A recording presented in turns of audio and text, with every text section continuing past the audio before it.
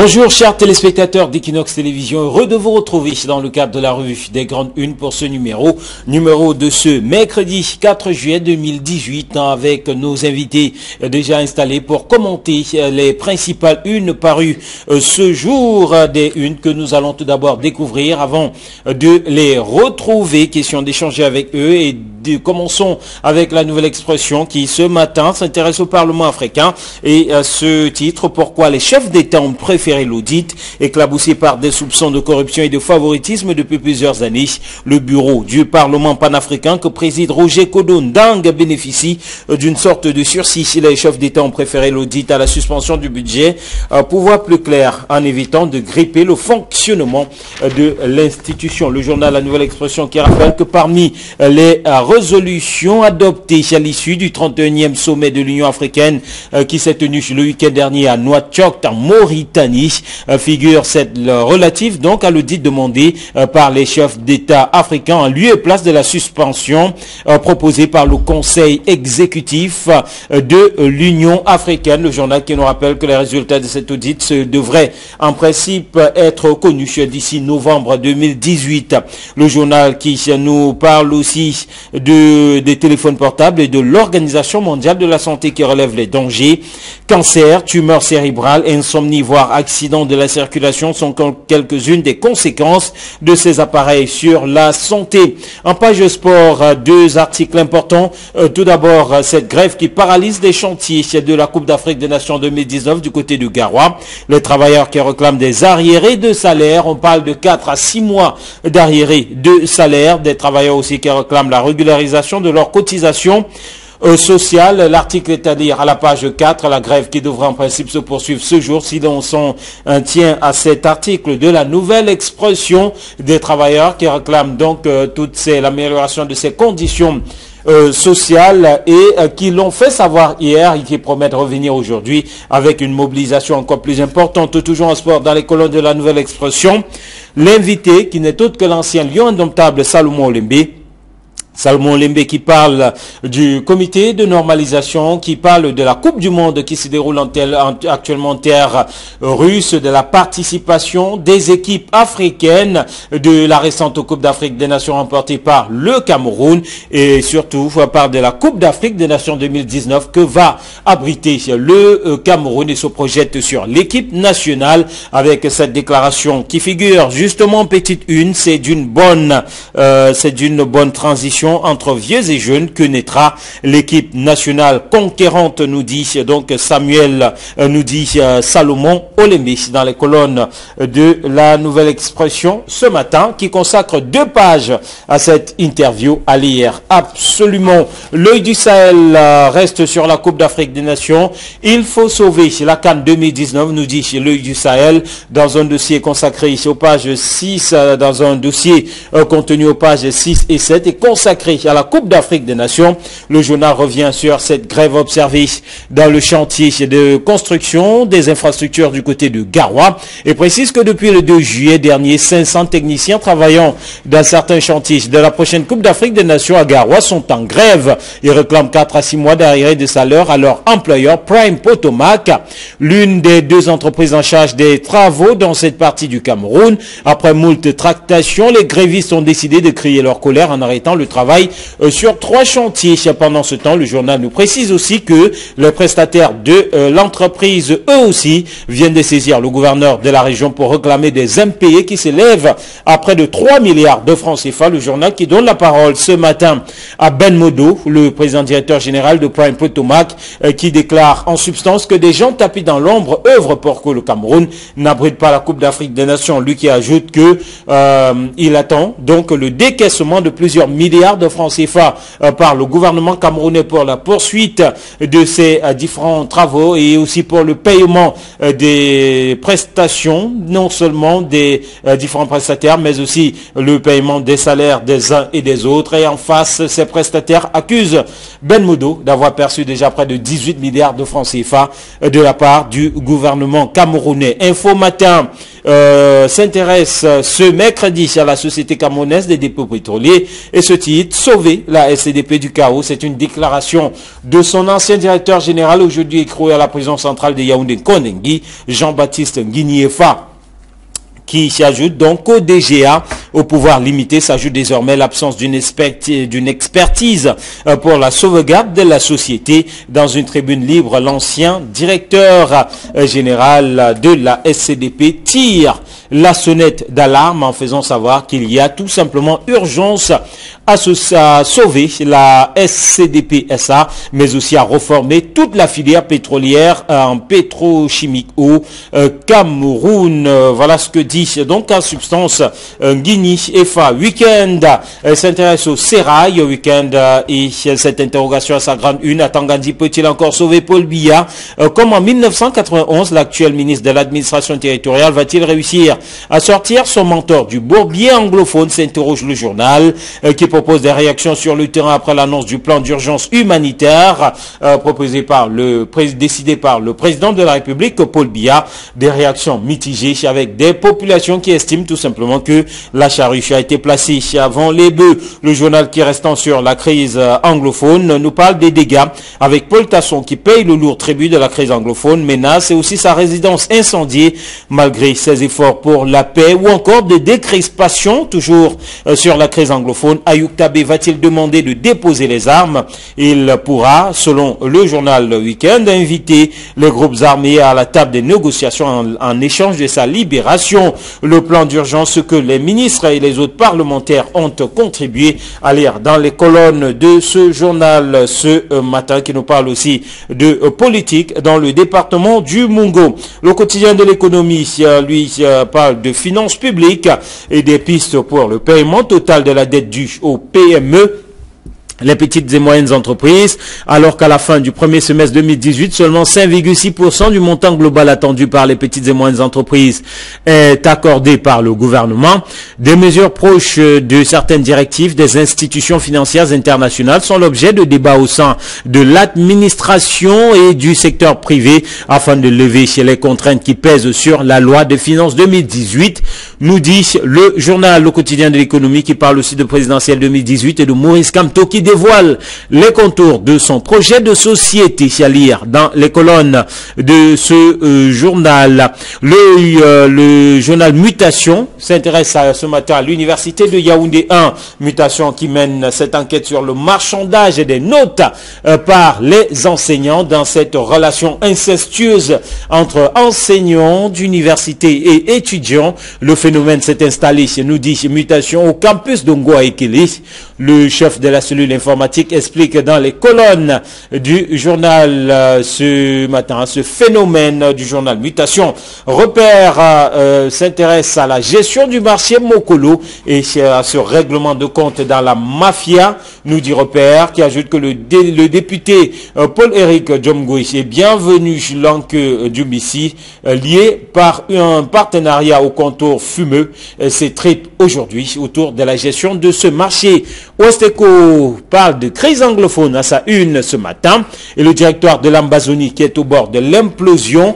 Son vice-président Milton Taka a été contraint à céder sa place suite à une démission forcée sous fond d'accusation de collusion avec le gouvernement de Yaoundé. La guerre des clans y fait rage, nous dit Ouest-Eco dans ses colonnes ce matin. Et puis le journal Le Messager pour sortir, Le Messager qui parle de transparence des industries extractives au cœur du casier échec du Cameroun à Berlin. Le journal Le Messager qui revient donc sur ces nombreuses décisions qui ont été prises par le Conseil international de litige lors de la 40e réunion du côté de Berlin en Allemagne.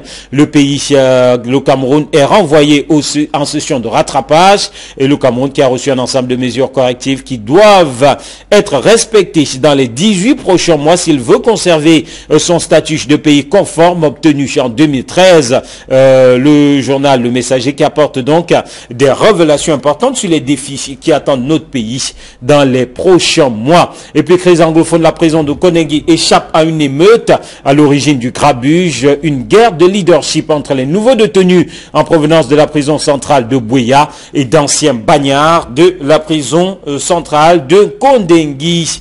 Le journal, pour terminer, c'est pas de prorogation du mandat des députés Jean-Michel Nitieux qui dénonce un coup d'État électoral. Le député du Social Democratic Front a fustigé l'attitude du régime qui utilise des motifs légers pour justifier la prorogation du mandat des députés.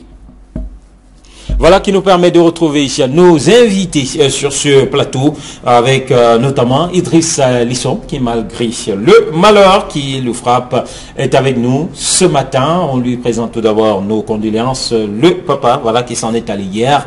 Bonjour Idriss et recevez nos condoléances. Merci, bonjour à vous, bonjour à tous les téléspectateurs. Mais un coup de gueule ce matin, hein. Pardon.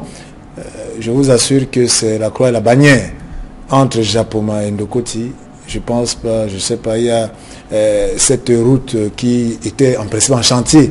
On a vu Arab Contractor essayer de résoudre le problème des nids de poules au niveau du boulevard de Yassa, mais arrivé au niveau de Niala Château, les engins sont repartis, on ne sait pas ce qui se passe, et je vous assure que entre Château Niala et les rails, il faut avoir du cœur, du courage, parce que ce n'est plus une route, c'est une rivière, un lac avec la profondeur qui va véritablement à près de 0,70 cm. Vous pouvez imaginer ce que ça fait sur environ 50 mètres. Donc, je vous dis que c'est la croix et la bannière pour les populations de Douala qui quittent Japoma, où il y a ça pour se rendre dans Ndokoti. Donc, vivement que la communauté urbaine nous sorte. Et on est quand même surpris. De ce bourbier, on est quand même surpris parce que c'est la route qui va mener vers l'un des stades de la CAN. Notamment le stade de Japoma pour cette Coupe d'Afrique des Nations 2019. Hervé Villardélé, bonjour. Bonjour, Marcel Jobon. Bonjour. Bienvenue à vous. Merci. Bonjour à Idriss et j'ai beaucoup d'adresser mes sincères condoléances et à toute sa famille également éplorée. Bonjour également à tous les téléspectateurs qui nous regardent ce matin. Alors, on démarre cette revue des grandes unes avec notamment le journal La Nouvelle Expression qui s'intéresse ce matin au Parlement africain, qui revient en tout cas sur ce Parlement africain avec cette précision. Voilà, il ne s'agit pas de suspension du Parlement, du budget du Parlement africain. Le journal qui nous rappelle que les chefs d'État, eux, ont préféré tout simplement un audit en lieu et place de la suspension qui avait été préconisé par les ministres des Affaires étrangères de l'Union africaine. Alors, une avancée, on peut dire, c'est une sorte de sursis pour Roger Koudou-Ndang, le président de ce Parlement africain, le Camerounais, pointé du doigt ces derniers temps dans la presse, accusé de corruption, accusé de bien des choses, de recrutement illicite au sein de ce Parlement. Oui, et Martial, il faut dire que lorsqu'on lit l'article de La Nouvelle Expression, on comprend tout simplement, comme vous l'avez si bien dit, que c'est un sursis. Mais connaissant l'esprit des Camerounais, lorsque vous voyez les griefs qui sont élevés contre le président de ce Parlement, qui est un honorable député camerounais, vous voyez que les griefs retrouvent un peu ce dont nous accusons certains de nos dirigeants dans le cas de la gouvernance chez nous. Donc, ce n'est pas que Roger Koudou-Ndang est fautif, mais je dis tout simplement que c'est quand même paradoxal que les mêmes griefs qui sont accusés à nos gouvernants ici au Cameroun se retrouvent au niveau du Parlement africain. Mais il faut dire tout simplement que je pense que les chefs d'État ont pris la mesure la plus cohérente. C'est-à-dire que si les ministres des Affaires étrangères ont décidé de geler le budget, en fait, c'est pas pour eux, c'est que la situation était très grave. Alors, mais vous savez, comme nous sommes dans un organisme diplomatique, et pour les chefs d'État, il faut, au-delà du constat qui a été fait par les ministres des Affaires étrangères, on veut savoir quels documents ont-ils eu pour dire que la situation était très critique et qu'il faille complètement geler. Et maintenant, l'audit qui va être fait va quand même conforter soit les ministres des Affaires étrangères par rapport à leurs accusations, soit essayer de déceler parce que ça peut être que ce que les ministres disaient vrai, mais que ce n'est pas la faute au niveau du président du Parlement, parce que le président du Parlement, l'honorable Roger Koudou-Ndang, parle du fait que l'exécutif du Parlement est géré par un secrétaire, secrétariat général qui assure l'exécutif au quotidien et qui s'occupe de tout ce qui est gestion du budget. Donc, en fait, on va voir dans cet audit qui donne le sursis jusqu'en novembre, si finalement ce que les ministres ont relevé est, mais je suis sûr qu'ils révéleront cela, mais l'audit pourra seulement déterminer qui est fautif pour que cette personne ou bien ces personnes-là en tirent les conclusions. Soit ils vont démissionner, soit on va les pousser à démissionner. Allez, c'est les résultats de cet audit qui sont attendus au courant de novembre 2018. Mais on note, Hervé Viardélé, que quelques semaines ou quelques jours après son élection, Roger Kododa faisait déjà l'objet de nombreuses critiques, notamment de la part de Djilous Malema de l'Afrique du Sud, très bien connu pour son caractère assez bouillant, qui estimait, avec d'autres députés panafricains, que l'élection avait été entachée d'irrégularité. Le deuxième mandat remporté par Roger Kododa. Oui, il faut dire que quand on essaie d'apprécier le premier mandat de Roger Kododa, selon certains membres de ce Parlement, on estime que son mandat n'a pas effectivement été exécuté selon un certain nombre de canons. Et du coup, on peut remarquer certaines irrégularités au niveau de la gestion financière qui est dans le pays. Vous savez vous-même que son élection, même pour le deuxième mandat, a été très difficile. Et que c'est parce qu'il a bénéficié du soutien de la partie francophone de l'Afrique qu'il a été réélu. Et du coup, c'était l'occasion pour tous ceux-là qui estiment que sa gestion n'était pas normale de commencer à faire des dénonciations pour qu'en fait on puisse normaliser les choses. Et vous comprenez que sur un plan purement diplomatique, on ne pourrait pas dire directement le taxeur de voleur sans toutefois, ou bien de détourneur sans toutefois avoir les preuves qu'il faut. Du coup, parce qu'en dehors du budget, il faut préciser qu'il y a d'autres griefs qui portent notamment sur le recrutement.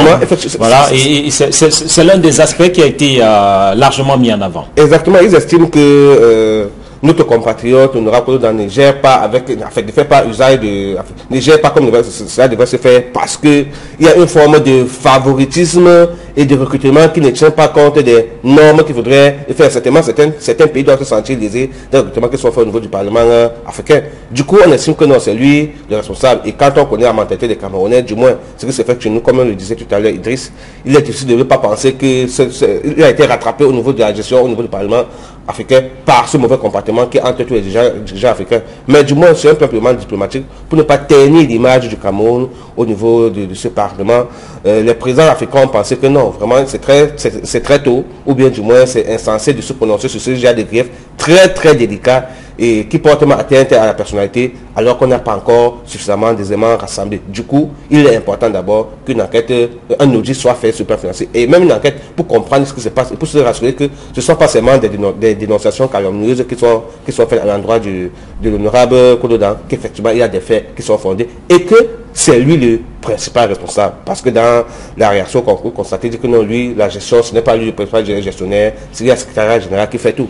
Donc du coup, on s'attend à ce que en tant qu'Amonais, que l'audit qui soit ouvert soit réellement fait et que l'on découvre justement, selon ses propos, qu'il n'est pas responsable de ce qui se passe. Quel coup pour l'image de l'Union africaine, quel coup pour l'image même du Cameroun finalement dans cette affaire, Idriss? Oui, mais c'est un coup énorme, vous savez. Il est toujours mieux de faire, c'est vrai que ce soit le bad buzz ou le good buzz, on parle toujours de vous. C'est le buzz. Maintenant, il peut être un bon ou un mauvais buzz. Mais ici, on est dans une situation de bad buzz qui est terrible.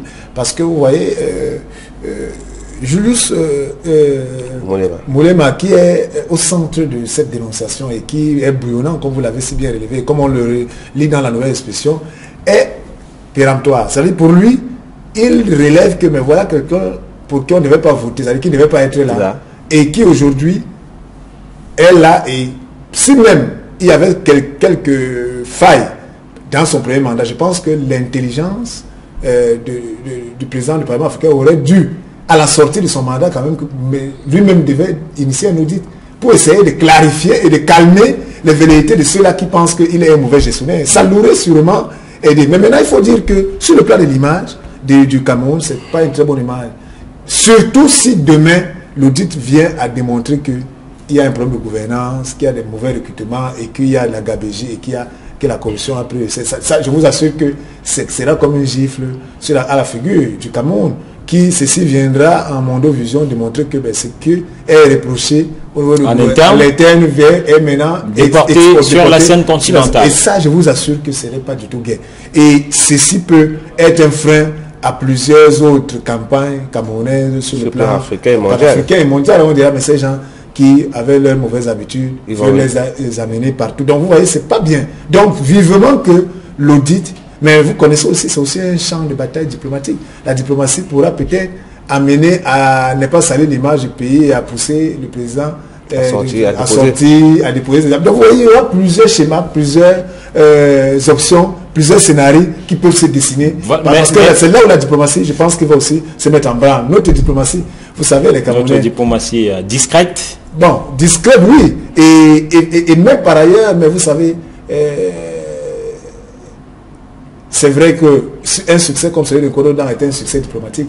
Maintenant que cette diplomatie continue à sauver l'image du pays qui se trouve un peu écorné en ce moment. En tout cas, les résultats de l'audit sont attendus courant novembre 2018, comme l'ont relevé chez les journaux, notamment La Nouvelle Expression, qui dans ses colonnes évoque aussi la Coupe d'Afrique des Nations 2019 et cette grève qui paralyse les chantiers de Garoua, tout comme le dossier consacré par l'œil du Sahel à cette Coupe d'Afrique des Nations. Il faut sauver la CAN 2019. C'est dire, au regard de ce titre de la nouvelle de l'œil du Sahel, Hervé Villardilé, qu'il y a péril sur cet événement, notamment du côté de Garoua. Justement, il y a péril sur cet événement et il y a de quoi s'inquiéter quand on sait que c'est un grand événement comme la CAN 2019 que nous accueillons et qui, depuis quelques mois, on est déjà presque au niveau de, on est au niveau de la ligne rouge. On a bientôt franchi la ligne rouge au niveau des délais. Parce qu'on a pris quelques mois, moins de 10 mois pour organiser cet événement. Et quand on sait que les chantiers sont encore énormes, notamment sur le plan infrastructurel et les routes et autres qu'on ne peut pas les évoquer, ce ne sont pas les stades aujourd'hui qui devaient être le lieu, le théâtre des crises. C'est vrai que Ben Modo de Potomac se défend en disant qu'il y a un problème de paiement. Il y a un problème de paiement. Il faut que le gouvernement paye ses dettes. C'est tout à fait normal. On ne peut pas réaliser du temps un si grand chantier sans avoir suffisamment d'argent à mettre à disposition des constructeurs, de ceux qui ont gagné les chantiers. Des prestataires pour pouvoir le réaliser. Sinon, on sera en train de se tirer une balle dans la jambe parce que en fait, il va de l'image du Cameroun. Et quand on sait le nombre quand est ce nombre de diplomatie, tout ce qui a été fait sur le plan au niveau de la CAF par Samuel Eto'o-Fils et par d'autres pour pouvoir demander que la CAN soit également organisée au Cameroun. Et même pas le Maroc était accusé de vouloir nous chipper notre CAN. C'est tout à fait anormal aujourd'hui que c'est nous qui soyons encore responsables de tout ce qui se passe. On va se poser la question de savoir, est-ce que c'est réel? Si effectivement à Ben Modo dénonce ce paiement des factures au niveau de notre gouvernement. Et quand on sait, en regardant la une du quotidien de l'économie, que l'État est un mauvais payeur. L'État est un mauvais payeur et c'est sûr de tous. Surtout quand vous êtes les PME, les PMI, l'État ne paie réellement. La preuve, on parle de moins de 5,6% du montant global dans le quotidien de l'économie. Voilà, qui parle de pistes pour le paiement total de la dette due aux petites et moyennes entreprises. Vous comprenez donc qu'on ne peut qu'être fondé, les grains comme ça ne peuvent qu'avoir lieu dans nos différents chantiers. Pourtant, quand on sait que l'État s'est suffisamment endetté auprès de Exim Bank et auprès d'autres banques, des partenaires extérieurs de façon générale, pour que ces chantiers ne souffrent pas, ce qui se passe à Garoua devrait interpeller le chef d'État lui-même en personne parce que, il faut le dire, c'est le chef d'État qui tient, à cette canne. Il faudrait qu'il touche les leviers, qui empêche que les choses soient faites de manière générale. Auquel cas, on se retrouverait au mois de mai 2019 sans que les chantiers que nous attendons soient... Des chantiers qui sont supposés être livrés, Hervé Villardilé, 6 mois avant le début de la compétition, ce qui signifie que ces chantiers sont en principe attendus d'ici le mois de décembre à venir. Et à rappeler qu'il y a une mission d'inspection qui arrive dans les prochaines semaines, une mission d'inspection de la Confédération africaine de football, la 3e. Tout cela mis ensemble pousse les uns et les autres à s'inquiéter de plus en plus, non seulement des délais, mais aussi de ce type de situation déshonorante pour le pays. Oui, vous savez, lorsqu'on lit l'heure du Sahel, lorsqu'on lit la nouvelle expression, on constate tout simplement que le titre « Il faut sauver la CAN 2019 » était un titre approprié. Mais il faut lire ici que M. Ben Modo, qui parle des gens tapés dans l'ombre, moi je suis toujours amusé lorsque il y a un problème dans ce pays, on veut toujours trouver des boucs émissaires. C'est-à-dire qu'il y a des gens tapés dans l'ombre qui œuvrent pour que le Cameroun n'habite pas la CAN. Bon. En fait, c'est de leur droit. Mais maintenant, c'est à ceux qui ont ce challenge-là, ceux qui ont pris la responsabilité de manager ces chantiers. Ben Modo, quand même, s'explique. Il dit que de tous les chantiers des villes qui reçoivent la canne. Garoua était un chantier, c'est-à-dire qu'il était quand même la ville qui avait beaucoup plus d'investissement à faire. Et pour lui, les choses avancent normalement, mais il a un souci de paiement, ce qui est clair. Alors, donc là, on est conscient, c'est-à-dire qu'Hervé Villar a dit qu'aujourd'hui, le paiement, les décaissements de l'État sont des décaissements en problème, ils ne respectent pas les délais, le timing. M. Boro dit, dans l'heure du salaire qu'il attendait un paiement vendredi dernier, le paiement qui n'est pas arrivé pour qu'il puisse pouvoir cela. Entre-temps, il y a 32 prestataires qui ont commis un mémorandum.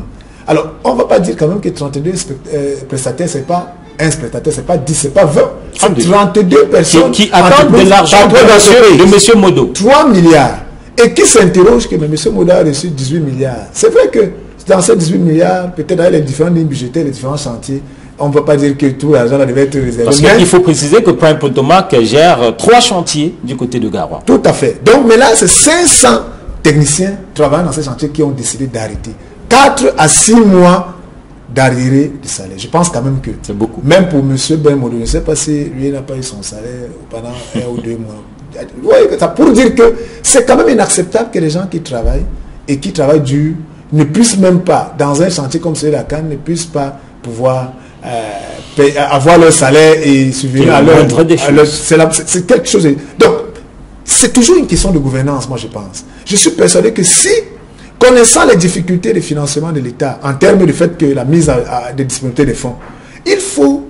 Aujourd'hui, au Cameroun, on a besoin de managers qui sont inventifs, qui sont créatifs, qui ont la capacité d'anticiper, qui doivent pouvoir, par rapport à cette situation, réussir à manager au moins le personnel, puisqu'il faut que le chantier avance. Et ce qui est sûr, c'est qu'il sera payé. Alors, c'est ça le problème avec l'outil d'État. Maintenant, que faire entre ces gens qui arrêtent des travaux et celui-là qui dit qu'il attend? Donc, ça veut dire que tant que les milliards qu'il attend, là, si ça n'arrive pas, hier, comme disait ça, donc, ça veut dire tout va s'arrêter tout le mois de juillet jusqu'à... Donc voilà dans la session. Et par ailleurs, lorsque la presse aussi relève cette situation gravissime du côté de Garoua, qui prend un peu de retard malgré l'avancement des travaux, il faut aussi le reconnaître. Ça veut dire que quelque part, il faut que l'État aussi assume. Il faut que l'État mette à disposition par rapport au chronogramme qu'il a arrêté avec les prestataires, qu'ils mettent les fonds à disposition pour que ceux-là puisse pouvoir. Mais moi, je vais attirer l'attention de M. Ben Modo. Lorsque vous savez que vous avez fait face à un État qui a un problème de liquidité, prenez disposition pour anticiper. Alors, voilà qui est dit. On annonce l'intensification de cette grève ce jour. On attendra de voir, en tout cas demain, ce que la presse dira, une fois encore, sur ce sujet d'actualité de la plus haute importance. Mutation, lui, s'intéresse à l'université de Yaoundé 1 et mène une enquête ce matin dans ses colonnes sur le marchandage des notes. Ça, vous connaissez Hervé Villar, ancien étudiant? Bon, j'avais entendu parler, étant étudiant, j'avais entendu parler, mais je n'ai jamais été ni près, ni de loin proche de cette histoire parce que je suis de ceux qui partagent, qui pensent que seul le mérite doit être primé et que dès que vous avez mérité vos 5 ou vos 4, vraiment, on vous remet vos 5 ou vos 4 et que vous les assumez. Vous les assumez, vous venez au rattrapage. Parce qu'en réalité, il faut rappeler aux autres que l'école qu'on va faire, l'essentiel, ce n'est pas de valider les UV. Vraiment, quand vous avez fini de valider les UV en entreprise, vous êtes rattrapé par les UV que vous avez validé. Parce que vous n'avez rien retenu et ça devient très compliqué. C'est bien beau d'avoir le complexe de diplomique, c'est-à-dire qu'il faut avoir le nombre important de diplômes qu'il faut rassembler, mais après, ces diplômes ne vous serviront à rien si vous n'avez rien retenu à l'école. Donc il faut quand même revoir la formation à ce niveau-là. Maintenant, revenons du côté des enseignants qui sont responsables de ces choses. On peut comprendre que la crise ambiante du Cameroun peut être à l'origine de ça, mais sauf que, à leur position d'enseignant, il faut comprendre qu'ils fabriquent le Cameroun de demain. S'ils sont un temps soit peu soucieux de la qualité des gestionnaires du Cameroun de demain, qu'ils voudraient émergents et concurrents par rapport aux autres nations du monde, on devrait arrêter cette procédure. Vous vous souvenez que c'est également à Yaoundé qu'on a suspendu un enseignant pour des notes sexuellement transmissibles ou du moins pour le harcèlement après un étudiant parce qu'il faudrait bien qu'on puisse revoir son médecin mémoire. Vous comprenez que la gangrène a touché les autres. Alors, la gangrène qui est profonde, comme le dit Hervé Villar Délé, et les modes de paiement qui sont différents, qui diffèrent, paiement en nature, paiement en espèces. Le marchandage des places qui a fait son lit à l'université de Yaoundé 1, l'ampleur est importante, d'où cette cote d'alerte qui enlève mutation ce matin. Et finalement, c'est tout le système éducatif, c'est même l'avenir du pays qui est ainsi plombé de cette façon par ses enseignants et toutes les personnes qui se jettent dans cette pratique. Mais Hervé Villar, Hervé Martial, lorsque moi je suis un ancien étudiant de l'université de Yaoundé, je fais les lettres françaises jusqu'en licence là-bas, hein, et donc, mais je peux vous dire que ce marchandage de nous existe, c'est une vieille pratique. Mais peut-être que nous sommes de matricule 92, nous n'avons, peut-être cette pratique était peut-être à un niveau, à un très bas niveau, et qu'aujourd'hui, ça prend de l'ampleur. Tout simplement pourquoi? Parce que l'université est comme le Cameroun, Éric Martial. C'est-à-dire qu'on ne peut pas être dans un pays où c'est la corruption qui règne, où c'est le favoritisme, où c'est les cancres qui sont mis en avant. L'enrichissement illicite, vous pensez que les gens, que l'école va être loin de ça? Je dis non. Si dans une université, pour qu'on soit recruté, on met les éléments tribaux devant.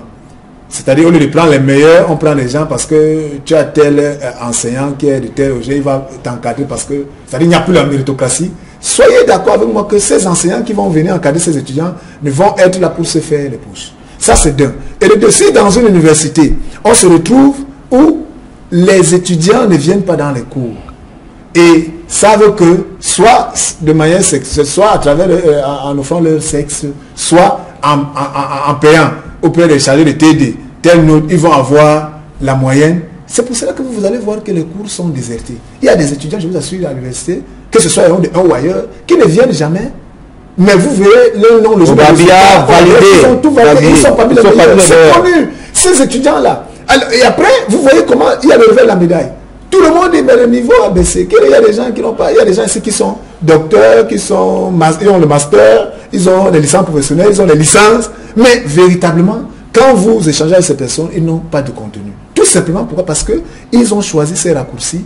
Et puisque ça marche, le nombre de clients, entre guillemets, ces étudiants clients est plus nombreux. Et ces enseignants qui trouvent que... Ces enseignants vendeurs. Qui trouvent qu'ils ne sont pas bien payés, qui se plaignent matin, midi, soir, ont trouvé de nouveaux créneaux. Vous allez voir que ce n'est pas les polycopes qu'on vous impose pour payer. On va vous imposer qu'un TD venant au TD ou TP, il faut mettre de l'argent. On va vous imposer que si vous n'avez pas été là, vous payez 25 000 francs chez TD pour qu'on vous donne la note de TD et de TP. Donc, c'est de ça qu'il s'agit. Et tout le monde trouve que c'est normal. Et si vous voulez, si vous fustigez tout cela, on va vous dire, non, attention, d'abord c'est un protégé, c'est tel, le chef du département, c'est son ami, il est... Voilà l'environnement camerounais. Donc je vous dis, l'université est tout simplement la caricature, est tout simplement le reflet de toute notre société. Nous sommes dans une société qui refuse la méritocratie et qui a choisi les raccourcis, qui a choisi qui forme des étudiants qui, sur 10 étudiants aujourd'hui, il est difficile de trouver près de 50% qui ont un niveau, même comme il y en a